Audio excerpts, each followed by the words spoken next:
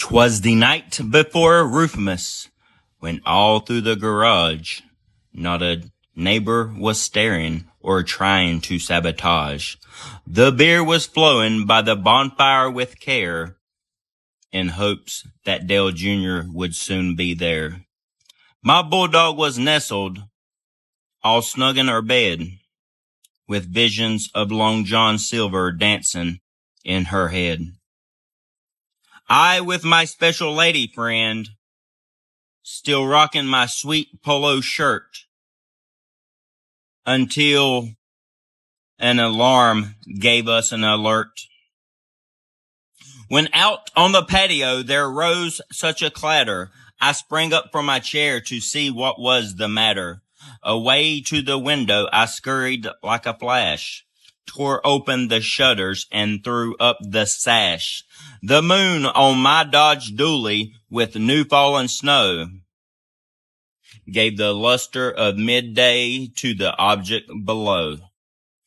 When what to my wondering eyes should appear but a nosy neighbor and his wife giving me a leer.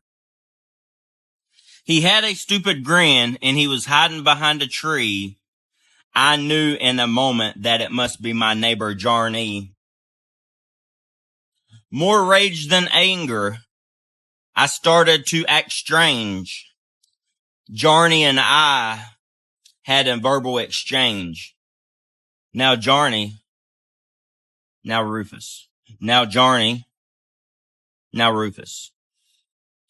Up to the top of the driveway at the top of the road. Now get, Jarney, get. Hop like a toad. As Jarney leaves, like a wild hurricane fly, when he meets with an object that sent him into the sky. So up to the housetop, Jarney he flew, with a neighborhood full of laughter, and from myself too. And then in a twinkling, I heard on the roof the prancing and pawing of Jarney's tiny hoofs. As I drew in my head and was turning around, down the chimney Jarney came, looking like a clown. He was dirty from his head to his foot, and his clothes was all tarnished with ashes and soot. A fat lip he had flung onto his face, while he was looking like an alien from outer space. His eyes, how they twinkled, and he looked like he was fried. His cheeks were red, and his nose was leaning to the side. His little mouth was drawn up like he was going to cry, and the dirt on his chin was almost dry. The stumps he held tight in his tiny fist, and the smoke it encircled his head like a mist.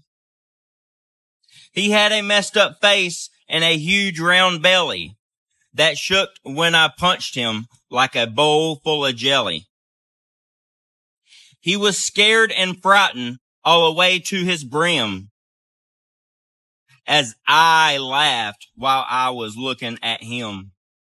A wink of my eye and a twist of my head, soon my buddy Dale Jr. walked up from the woodshed. He spoke not a word, and he had like a mouse, with his pants filled up, he turned into a roundhouse. As I picked him up and I fixed his nose, I gave him an uppercut, which he rose. He sprang through the roof as I gave him a whistle, and away he flew like he was a missile. But I heard him exclaim, as he drove out of sight, "You are the baddest man alive, Rufus, and to all a good night."